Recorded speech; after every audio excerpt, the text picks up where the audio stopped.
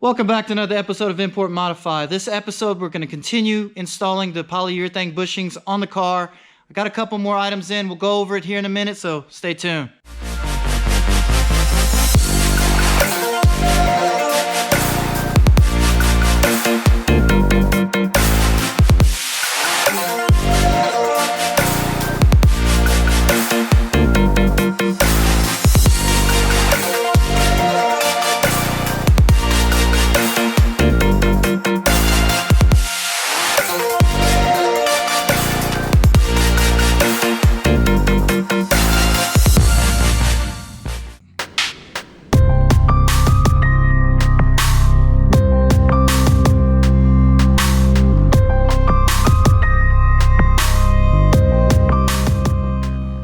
Okay guys, so I got the MSA JDM front lip kit in, and I got my Mishimoto fan in.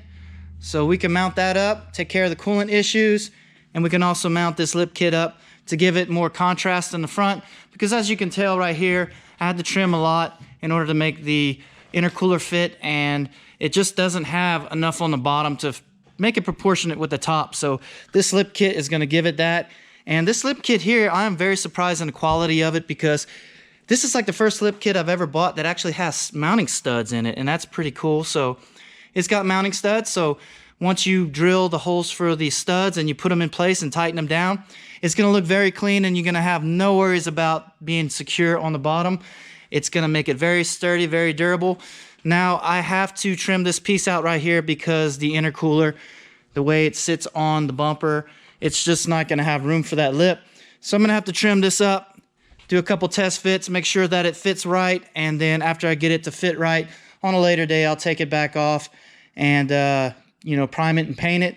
But just for now, I want to get it off the ground and get it up on the car, and it's going to make this thing look very, very nice looking, because it's going to give the bottom more proportion to the top, because, the intercooler, the way it sits out, it's got this slim piece here. It's going to give it more definition. It's going to protrude more on the bottom and make it look more proportionate to the top piece. So it's going to be very nice indeed once it's mounted up, and I can't wait to see how that looks. So we're going to start with this, get this thing on there, get it mounted, get it off the ground, and then we'll get moving on to the bushings. And then after the bushings are done, we'll get the radiator fan installed. So see if we can put all this in this episode. If I can't, then, we'll see where we end up at, and then we'll go from there. So let's stop talking. Let's get it started.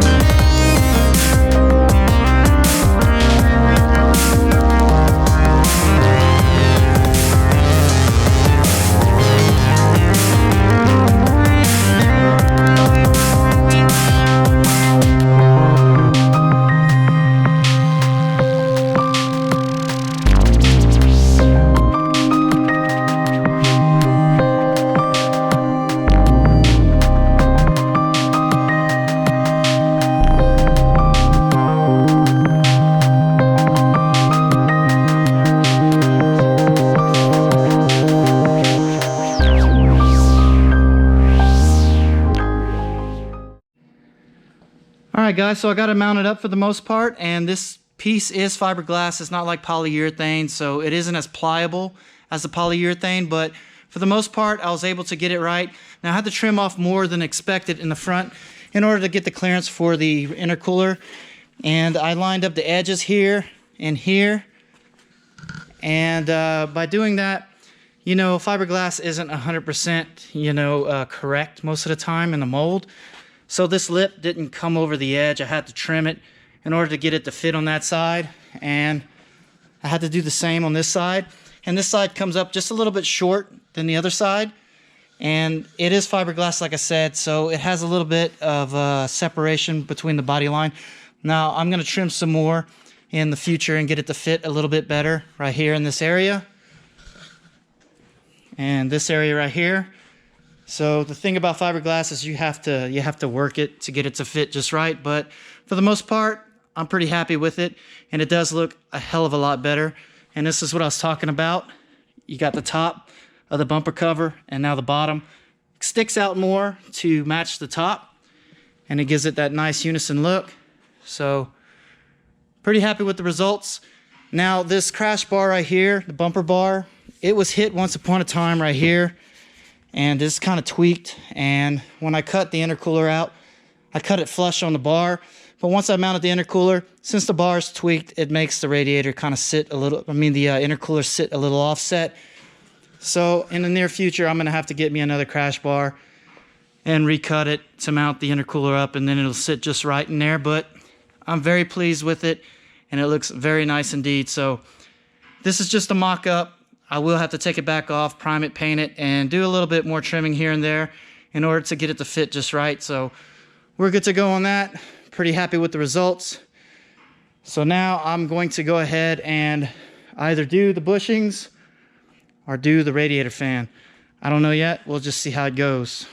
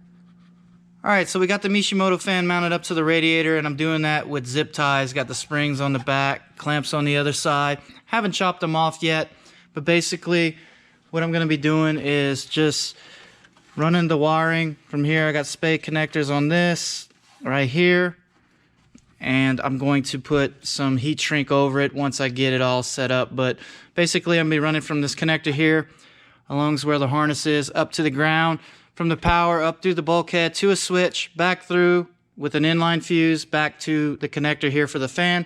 So it's going to be a manual select. Now you can have a thermal switch. Some people do that. I'm not going to go that in depth. We're just going to go ahead and do it with the switch. When the temperature rises, I'll flick the switch on and we'll take care of that heat. And I got the wiring and everything set up over here. And I got my little soldering station. I got me some tape right here marking the feet so I can you know, measure out the length of the wiring, inline fuse, the switch, spade connectors. So we're gonna go ahead and solder these all in place, run them through the car, get this thing set up to go, and then after that we'll move on to the bushing. So let's go ahead and start this.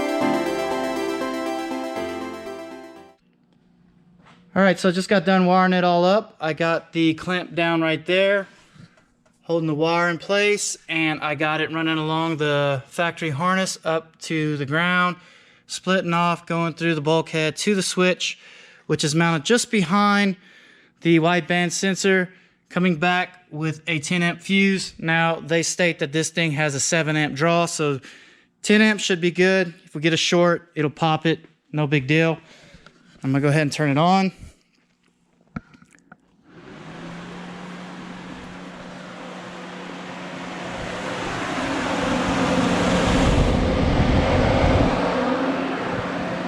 Good to go on this. Fan is done. So let's move on now to the bushings. All right, so I came up with this little setup right here. I'm working in between a little tight space in between my M3, so I'm being very careful not to hurt that. But what I got set up here is I have 2 jig plates stacked up with a 35mm deep socket, and basically that resting on this right here gives it good support, so where I can press down on it. Now I have a 17mm deep socket, and I used that on top of the pin and started, you know, using the press to push pressure through. I had to go back and forth a couple times just to kind of break the rubber loose, but I was able to press the pin out. There it is. So it is out. Now I got this stuck in its place, so I'm gonna have to take it off, take a hammer with a punch it back out, and I'm gonna have to work, you know, all 4 of the bushings out like that. And basically after that, I'll be able to get the Sawzall in there, cut reliefs inside the sleeve right here on both sides, and be able to hammer that out. So I don't have really any area to set up this camera in here, but I just wanted to show y'all the setup that I made, and it works just fine. And I don't have a torch right now. My torch ran out. Doing this with a torch would be a lot better, but hey, I'm able to do this without a torch, so I'm showing y'all what I did. And to get the rubber off, I'll just use a wire brush and make it work that way. So sometimes you don't need a torch. You can just, you know, work your way around it like I'm doing. So anyway, I'm gonna get busy on this.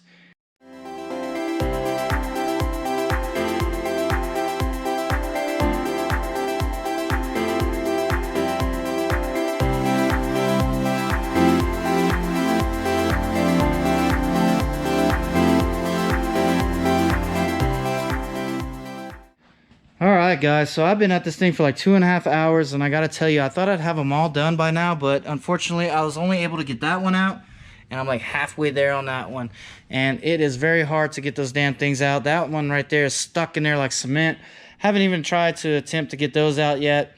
So with that being said, I'm all out of time for this episode. At least we made some progress. Some progress is better than no progress. We're able to get that radiator fan installed and wired up so it works just fine. We're able to drill the holes and mock up the front lip kit there, and that thing looks sexy. I love it. So, you know, we're getting there. You know, I knew that the bushings were going to whoop my ass, but I didn't think it was going to be that much of a pain, but it is. And we got the pins out right here. Now I got to get my wheel brush on the angle grinder and get all that off and get that nice and clean to be able to reuse for the polyurethane bushings over there. So struggle still ahead, struggle still to come, but it'll get there. And I ordered some stainless steel brake lines. Once we get those control arms put back in, I'll install those. And I still got to do the front lower control arms as well. So hopefully I find the sweet spot in order to get those out. And I'm going to have to get me another nozzle for my torch, because I got a new propane tank, but I can't find the damn torch nozzle. So I'm pretty sure once I get the torch going, and that'll make things a lot easier as well. So, but with that being said, guys, I'm all out of time for this episode. I hope y'all enjoyed the content. So until next time, like, comment, subscribe, and share, and see y'all on the next episode.